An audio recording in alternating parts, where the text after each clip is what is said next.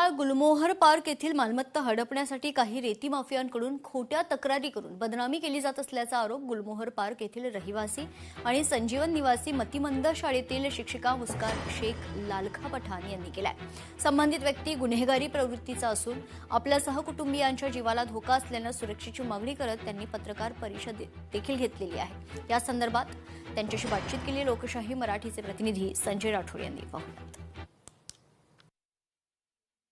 एका शिक्षकाला रेती तस्करांनी जे आहे तर त्यांच्या घरावर कब्जा केल्याचा आरोप करत थेट शिक्षकांनी पत्रकार परिषद घेऊन जे आहे तर रेती तस्कर यांच्यावर जे आहे आरोप केलेले आहे। मात्र हा आरोप बिनबुडाचा असल्याचं सुद्धा या ठिकाणी जे आहे तर सामाजिक कार्यकर्ते यांच्याकडनं सांगण्यात येत आहे। आम्ही पहिले रेतीचा व्यवसाय करायचा आणि हा व्यवसाय कधी कधी आम्ही करत असतो असं सुद्धा त्यांनी सांगितलं। ये जो प्रॉपर्टी का मसला है ये मेरे नाम से घर है, मैंने उसे भाड़े से दिया था और ये उसकी नीयत खराब होने की वजह से उस पर कब्जा करके बैठी है। मैंने इसे खाली करने के लिए बहुत बार उसको बोला है खाली करने के लिए, लेकिन वो खाली करने को तैयार नहीं है। इसके लिए मैंने पुलिस स्टेशन में तकरार भी दाखिल किया था। तो एनसीआर मैटर होने के बाद में वो तकरार कॉपी भी मेरे पास में है। और इसने जो मुझ पर खोटे आरोप लगाए हैं, मैंने 2017, 18, 24, 25, 22, 23 में जो घाट लिए है, इस पर मेरे अभी तक मुझे कोई दंडात्मक कार्रवाई नहीं हुई थी। और मेरा अभी जो भी साटा है, जो बोलना है उसका साटा है, जो तकरार की है उसने, तो वो साटा भी मेरा नहीं है।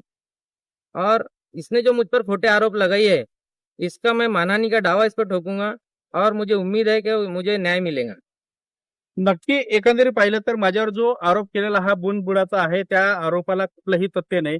मात्र असा आरोप करणाऱ्या व्यक्तीवर मी मानहानीचा दावा सुद्धा ठोकणार असं सुद्धा या ठिकाणी सामाजिक कार्यकर्ते जे आहेत असीम यांच्याकडनं सांगण्यात येत आहे। खरंच येणाऱ्या दिवसामध्ये आता हा मानहानीचा दावा होतो का याकडे पाहणं सुद्धा महत्त्वाचं ठरणार आहे। संजय राठोड, लोकशाही मराठी, यवतमाळ।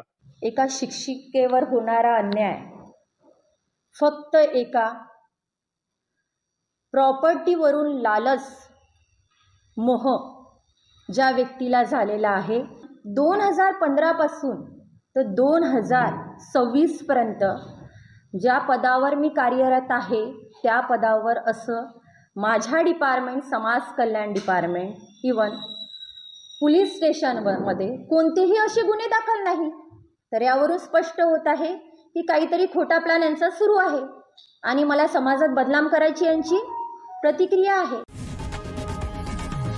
लोकशाही मराठी, ऐका, पहा, जागरूक रहा।